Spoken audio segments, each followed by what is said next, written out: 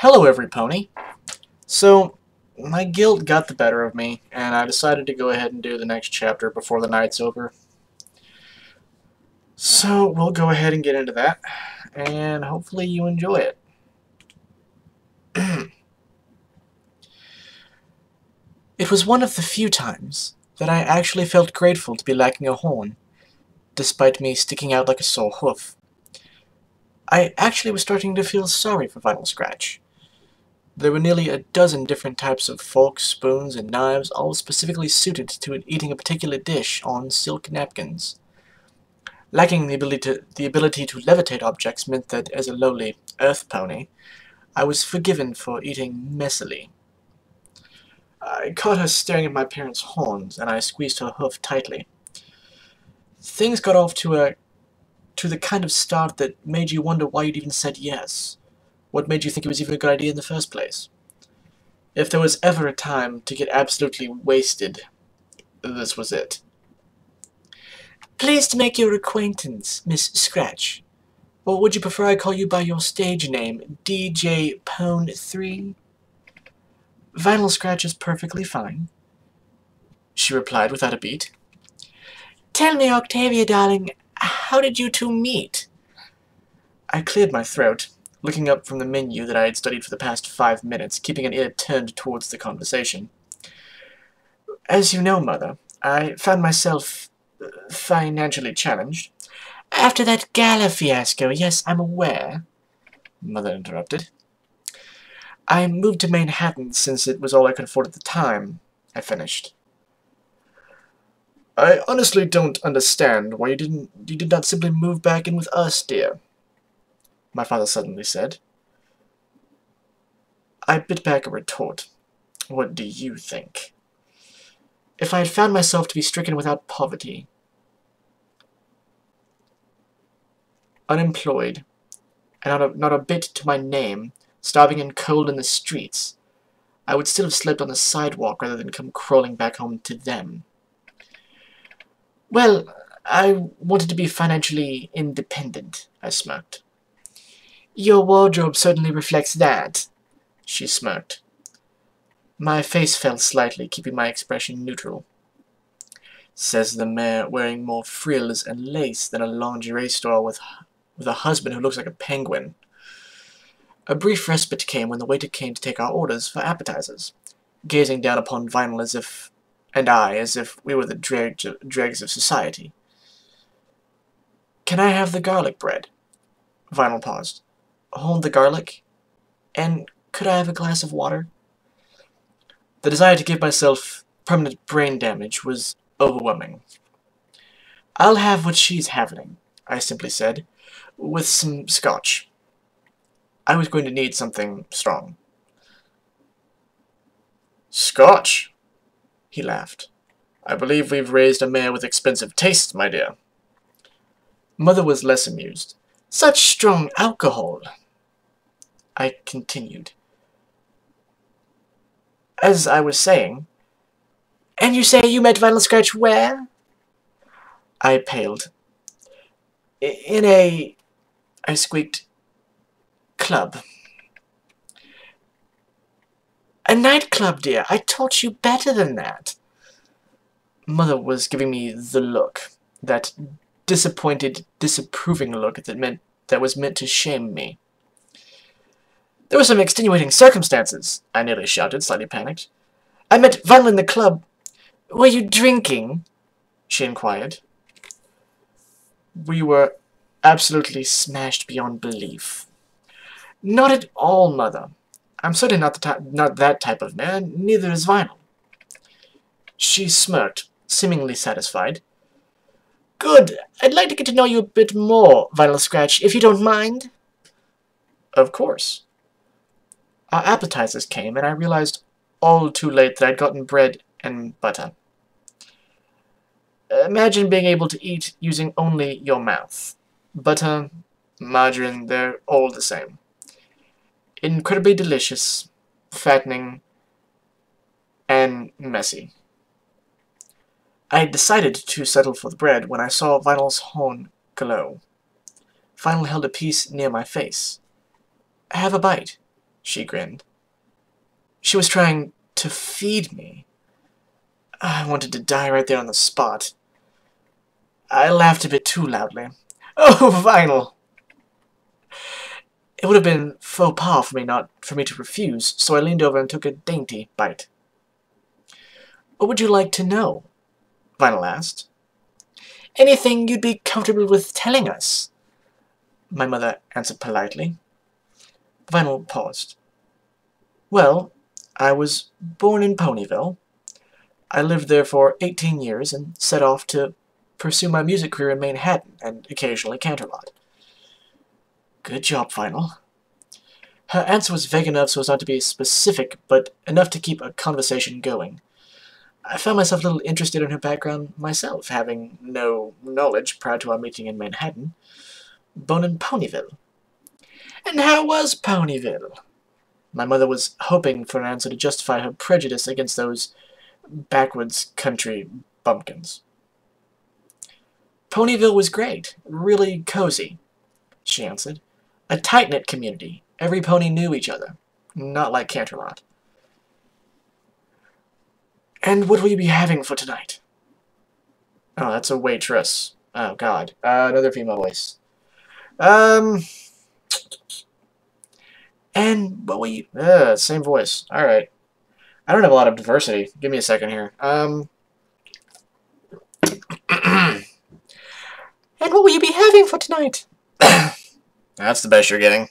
It sucks for you guys. The waitress rudely interrupted. I'll have the potato salad, Vinyl answered. And some corn on the side? The stir-fry, please, I said. She works as a DJ in Club Canterlot, I continued, hoping that the prestigious nature of the nightclub would impress her. A disc jockey?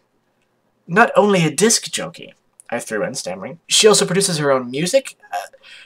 Perhaps you've heard the song Equestria Girls. She worked on that song with one of the Elements of Harmony. Isn't that right, Vinyl?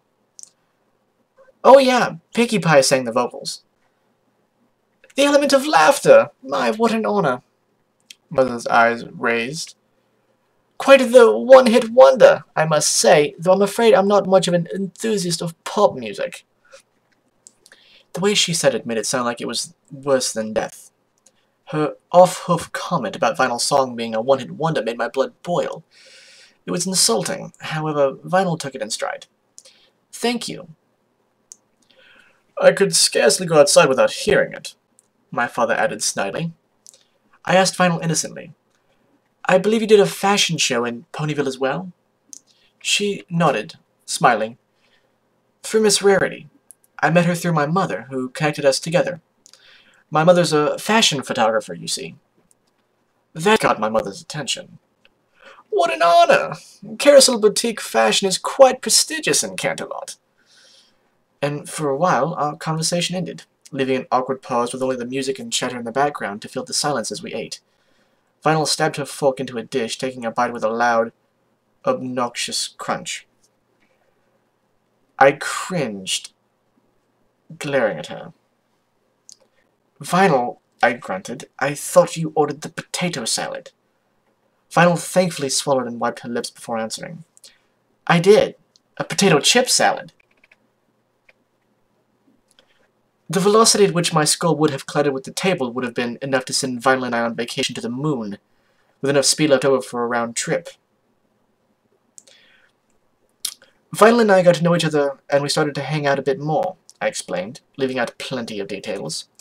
A hangout? Oh, just some classical concerts, discussion on music theory, I lied. She suggested that we move in together and find a bigger, better apartment as well. We've been together since, I smiled, closing my eyes in a satisfied manner. She raised an eyebrow. I meant living together, not together. I laughed nervously, tugging at my collar. That would be quite improper of me to suggest that she and I were, well, together. Mother gasped. Your neck! I choked, covering it up immediately. The bandages! My mother shrilled. What in Equestria happened to your neck? Vinyl came to the rescue. Don't worry, we were horsing around the other day. I jumped in. Yes, just us two, getting a bit too friendly and getting tangled up. Nothing to worry about. Mother eyed us suspiciously. Show me. Show me. That's a little better. I gawked. Here? Is it a bruise? A cut? I stammered. I don't think the other guests, I sucked in, speaking as loudly as I could, would appreciate having blood everywhere.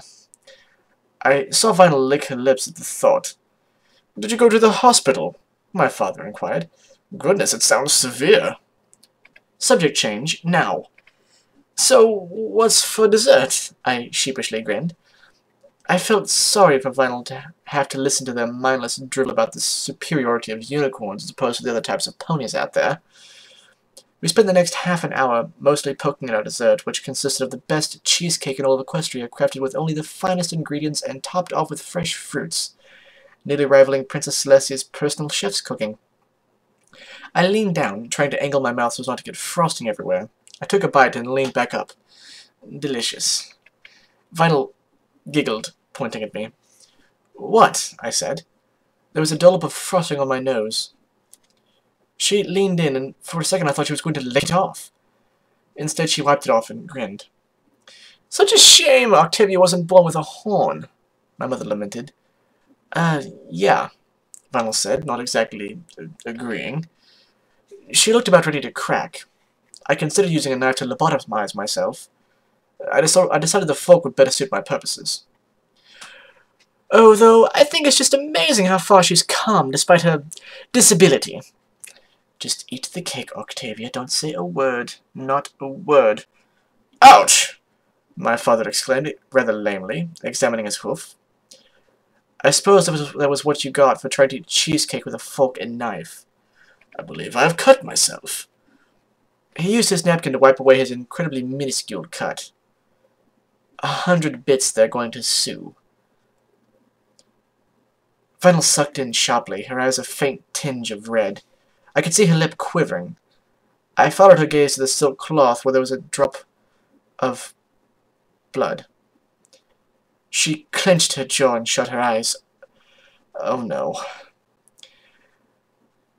Is there something the matter? No, it's nothing.